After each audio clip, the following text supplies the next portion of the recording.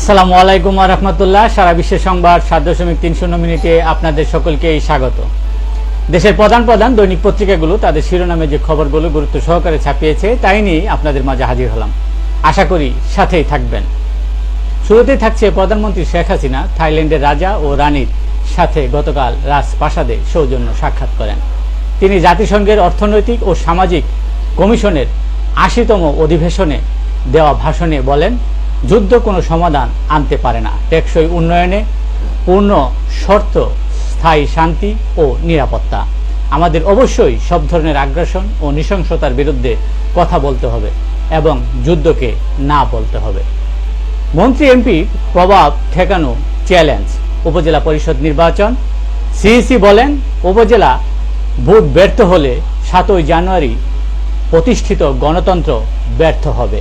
প্রভাব বিস্তার ঠেকাতে স্পিকারকে চিঠি দেওয়ার সিদ্ধান্ত। মঙ্গলবার পর্যন্ত তা বাড়তেই থাকবে।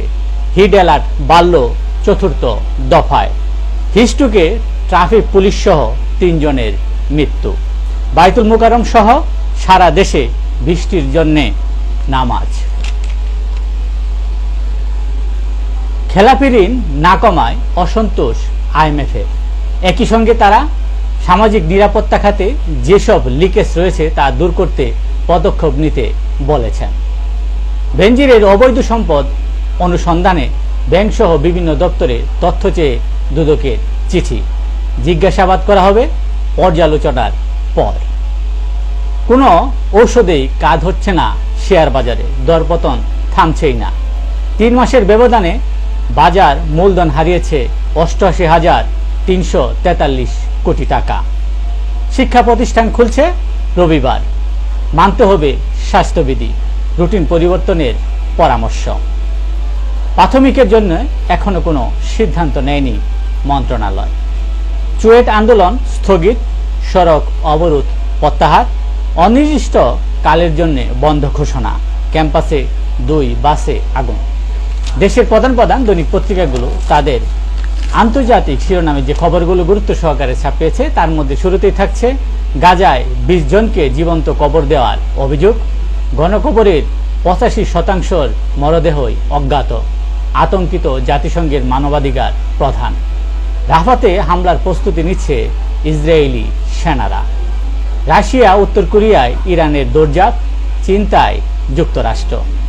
ভারতীয় মশলায় ক্যান্সারের উপাদান, ক্যান্সার সৃষ্টিকারী ইথিলিন অক্সাইডের উচ্চ মাত্রায় উপস্থিতি মেলায় ভারতীয় কোম্পানি MDH ও এভারেস্টের গোড়া মশলা বিক্রিতে নিষেধাজ্ঞা আরোপ করেছে হংকং ও সিঙ্গাপুর। ছেলেদের বিরুদ্ধে দুর্নীতির অভিযোগ, তদন্তের মুখে মালয়েশিয়ার সাবেক প্রধানমন্ত্রী মাহাথির মোহাম্মদ। ইউক্রেনকে গোপনে দূরপাল্লার ক্ষেপণাস্ত্র দিচ্ছে যুক্তরাষ্ট্র। বাইডেনের সরাসরি নির্দেশে দূরপাল্লার ক্ষেপণাস্ত্র সরবরাহ করা হয়।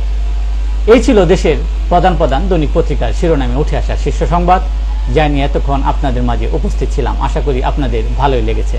সার্বিক খবরের বিবেচনায় যদি আপনাদের কোনো অভিমত, অভিব্যক্তি, সমালোচনা কিংবা কোনো পরামর্শ থেকে থাকে তাহলে অবশ্যই কমেন্টসে জানাবেন।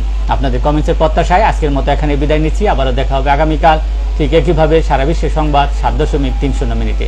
সে পর্যন্ত অবশ্যই ভালো থাকবেন, সুস্থ থাকবেন। আসসালামু আলাইকুম ওয়া রাহমাতুল্লাহ।